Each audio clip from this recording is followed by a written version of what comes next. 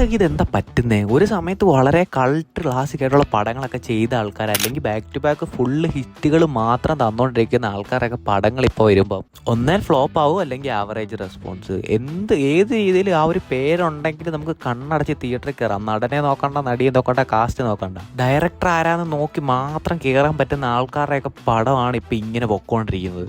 മെയിനായിട്ട് സംഭവിച്ചുകൊണ്ടിരിക്കുന്നത് പറഞ്ഞാൽ നമ്മുടെ തമിഴ്നാട്ടിലെ ഡയറക്ടേഴ്സിനാണ്. ഈ ഒരു വർഷം മാത്രം 3-4 ഡയറക്ടേഴ്സിൻ്റെ പടം, അതായത് നമ്മുടെ വളരെ കൾട്ടായിട്ടുള്ള പടങ്ങൾ ഓൾറെഡി എടുത്തു വെച്ചേക്കുന്നത്, ഇനി ഒന്നും പ്രൂവ് ചെയ്യാനില്ലാത്ത, അതുപോലെ കറണ്ട്ലി ബാക്ക് ടു ബാക്ക് ഹിറ്റുകൾ മാത്രം തന്ന കിടിലം പടങ്ങൾ ചെയ്ത ഒരുപാട് ഫാൻ ബേസ് ഉള്ള ആൾക്കാരുടെ പടങ്ങളാണ് ഇങ്ങനെ പോകുന്നതെന്നുള്ളത് ഓർക്കണം. ഇപ്പോൾ മെയിനായിട്ട് നോക്കുവാണെങ്കിൽ ഈ ലിസ്റ്റിൽ മൊത്തം ഇപ്പം 4 പേരാണ് ഉള്ളത്. അതിൽ 3 പേര് ഈ ഒരു കൊല്ലമാണ് കറക്റ്റായിട്ട് ലിസ്റ്റിലേക്ക് വന്ന് ജോയിൻ ചെയ്തിട്ടുള്ളത്. പക്ഷേ അതിനകത്ത് ഏറ്റവും വലിയ പ്രശ്നം എന്താ വെച്ചാൽ ഈ 3 പേര് ഈ ലിസ്റ്റ് വരുമെന്ന് ഒരു രീതിയിലും ആരും പ്രതീക്ഷിക്കാത്ത 3 പേരാണ് ഈ വർഷം ഈ ലിസ്റ്റിൽ മെയിനായിട്ട് വന്നേക്കുന്നത്. ഇപ്പം എല്ലാവർക്കും ഓൾമോസ്റ്റ് കാര്യങ്ങളൊക്കെ മനസ്സിലായി കാണും. അപ്പോൾ നമ്മൾ പറഞ്ഞു വരുന്നത് നമ്മുടെ തമിഴ്നാട്ടിലെ മെയിനായിട്ടുള്ള ഡയറക്ടേഴ്സിൻ്റെ കാര്യമാണ്. നമുക്കിപ്പോൾ ലേറ്റസ്റ്റ് ആയിട്ട് ജോയിൻ ചെയ്തേക്കുന്ന ആളിൽ നിന്ന് തുടങ്ങാം. അതായത് നമ്മുടെ ലോകേഷ്. ഈ ഒരു ലിസ്റ്റിൽ ഏറ്റവും ഒരു രീതിയിലും വരത്തില്ല എന്ന് നമ്മൾ ഏറ്റവും കൂടുതൽ പ്രതീക്ഷ ഒരാളായിരിക്കും ലോകേഷ്. കാരണം പുള്ളിയിൽ നിന്ന് നമ്മൾ പ്രതീക്ഷിക്കുന്നത് ഒരു മിനിമം ഗ്യാരണ്ടിയാണ്. പുള്ളി ഇതുവരെ ചെയ്തേക്കുന്ന ഏറ്റവും വീക്കായിട്ടുള്ളൊരു പടം നോക്കുവാണെങ്കിൽ ആ ഒരു പടം തന്നെ പല കറൻലി ഉള്ള പല ഡയറക്ടേഴ്സിൻ്റെയും ദി ബെസ്റ്റിൻ്റെ ഒക്കെ അത്രയൊക്കെ വരും.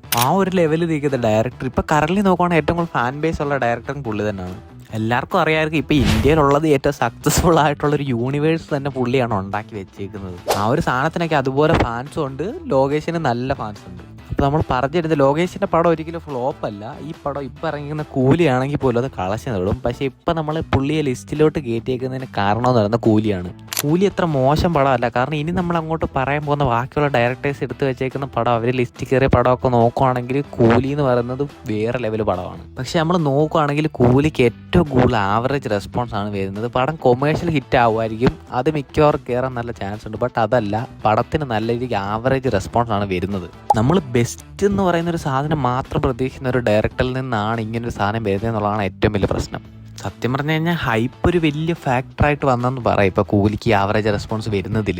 എന്താണെന്നറിയത്തില്ല, കൂലി കണ്ടിട്ട് അതൊരു നമ്മുടെ ലോകേഷ് എടുത്ത് വെച്ച പടമാണെന്നേ തോന്നുന്നില്ല. പുള്ളി തന്നെ പറഞ്ഞു ഇൻ്റർ ബ്ലോക്കൊക്കെ ഭയങ്കര സംഭവം മറ്റേതോ മറിച്ചാന്നൊക്കെ. പക്ഷേ പടം കണ്ടത് മിക്ക ആൾക്കാരും ഇൻ്റർ ബ്ലോക്കിനൊന്നും ഒന്നും തോന്നിയിട്ടില്ലെന്നുള്ളതാണ് സത്യം. ലിയോയുടെ വിക്രത്തിൻ്റെ ഒക്കെ ഇൻ്റർ ബ്ലോക്കൊക്കെ വെച്ചിട്ട് ലോകേഷ് തന്നെ, അതാണ് ഏറ്റവും വലിയ പ്രശ്നം, ലോകേഷ് തന്നെ വന്നിരുന്നോണ്ട് തള്ളി പുള്ളി സംഭവമാക്കി വെച്ചേക്കുക, നമ്മൾ ചാടി ഇറക്കം നിൽക്കുമെന്നൊക്കെ. പക്ഷെ ഒന്നുമില്ല. ഞാൻ പടം കണ്ടത് തമിഴ് ഓഡിയൻസിന് ാണ്. നിങ്ങൾ ഓർക്കണം, തമിഴ് ഓഡിയൻസിന്റെ കൂട്ടത്തിൽ ഇരുന്നിട്ട് ഫുൾ തിയേറ്ററിൽ നിന്നാണ് പടം കണ്ടത്. സത്യം പറഞ്ഞ് ഇന്റർ ബ്ലോക്കിൽ നിന്ന് തിയേറ്ററിൽ ഒരു ചെറിയ അനക്കം പോലെയായിരുന്നു. ഫസ്റ്റ് ഹാഫിന്റെ തുടക്കത്തിലൊക്കെ ഉണ്ടായിരുന്ന കൈയുടെ എല്ലാം പതിയെ അമങ്ങി ഇന്റർവെല്ലൊക്കെ വന്നപ്പോഴത്തേനും ഒന്നുമില്ലായിരുന്നു. പടത്തിന്റെ ഒരു റിവ്യൂ പോലെ പറയാൻ ഒരു രീതിയിലും താല്പര്യമില്ല. പക്ഷേ എങ്കിലും ഇത്രയും പറയണമെന്ന് എനിക്ക് തോന്നി. അതുകൊണ്ട് മാത്രമാണ് പടത്തെക്കുറിച്ച് ഇത്രയെങ്കിലും പറഞ്ഞത്. ഇവർ തന്നെ ഇത്ര ഹൈപ്പ് കൊടുത്ത്, അല്ലെങ്കിൽ ഇവരൊരു രീതിയിൽ ഹൈപ്പ് കൊടുക്കരുതായിരുന്നു. ഇതിപ്പോൾ ഓഡിയോ ലോഞ്ചിനൊക്കെ വന്നിട്ട് ഭയങ്കര തള്ള്, 100 ഭാഷ = 1 കോലി എന്നൊക്കെ വന്ന് തള്ളി മറിച്ചിട്ട് ഇപ്പോൾ ഒന്നും ഇല്ലാത്ത പോലെ ആയിപ്പോയി. എന്തോ ഈ പടം കണ്ടിട്ട് അങ്ങോട്ട് ലോകേഷ് ഈ പടം എടുത്തതെന്ന് മാത്രം തോന്നുന്നില്ല, വേറെ പ്രശ്നമില്ല. അതെന്തേലും ആവട്ടെ. നമ്മുടെ അടുത്ത ലിസ്റ്റിൽ നമ്മൾ നോക്കുകയാണെങ്കിൽ നമുക്ക് വേറെ ഇനി വരുന്ന കാർത്തിക് സുബ്ബരാജ്.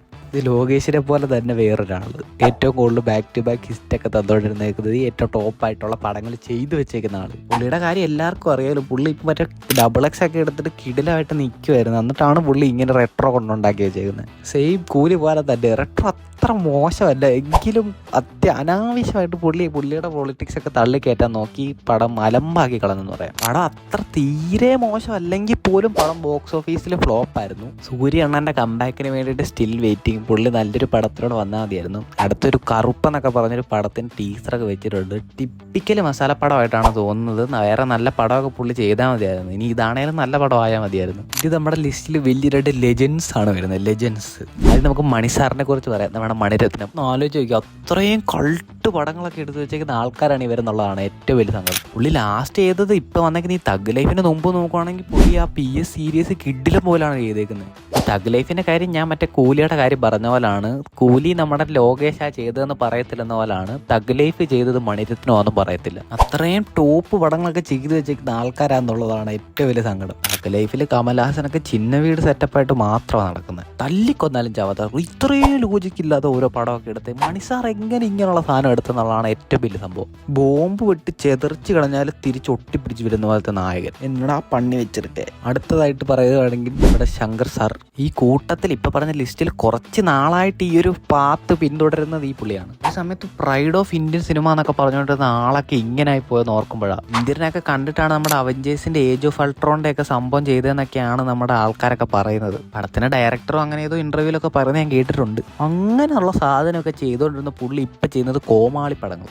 ബാക്കിയുള്ളവരെ നോക്കുവാണെങ്കിൽ അവരുടെ ലാസ്റ്റ് വന്ന പടത്തിന് മാത്രമേ ഇങ്ങനൊരു പ്രശ്നമുള്ളൂ. പക്ഷേ ഈ പുള്ളിക്ക് കുറച്ച് നാളായിട്ട് ഈ ഒരു പ്രശ്നമുണ്ട്. ലാസ്റ്റ് 2-3 പടമൊക്കെ ഇങ്ങനെ തന്നെ. അതായത് നോക്കുവാണെങ്കിൽ എന്തിനും 2.0 തൊട്ടിട്ട് പുള്ളിക്ക് ഓൾമോസ്റ്റ് ഇങ്ങനെയൊക്കെ തന്നെയാണ് സംഭവങ്ങൾ. 2.0യുടെ കാര്യം അറിയാമല്ലോ, ഭയങ്കര കളക്ഷനൊക്കെ ഉണ്ടെങ്കിലും പടം അങ്ങനെ അത്ര കൂടെ സെറ്റായില്ല. അതുപോലെ നോക്കുവാണെങ്കിൽ ഇന്ത്യൻ പോലൊരു ക്ലാസ് പടം ചെയ്ത് വെച്ചേക്കുന്നതിന് സെക്കൻഡ് പാർട്ട് എന്ന് പറഞ്ഞിട്ട് താത്തയെ കൊണ്ടുവന്നിട്ട് താത്തയുടെ വിളയാട്ടം. എൻ്റെ പൊന്നടാവേ, അതൊക്കെ ഞാൻ മറക്കാൻ ആഗ്രഹിക്കുന്ന ചില കാര്യങ്ങളിൽ ഒന്നാണ്. ഒന്ന് ആലോചിക്കണം, മര്യാദയ്ക്ക് എഴുന്നേറ്റ് പോലും നടക്കാൻ പറ്റാത്ത പോലത്തെ പ്രായത്തിലാവണ്ട ആ കിളവൻ വന്ന് നിന്നിട്ട് ഈ ആൾക്കാരെ കാണുമ്പോഴത്തേക്കിനും കുടവയറെല്ലാം കൂടെ വലിച്ചു കയറ്റി പെട്ടെന്ന് 6 പാക്ക് മസിലൊക്കെ ചാടി വരുന്നു. അയ്യോ.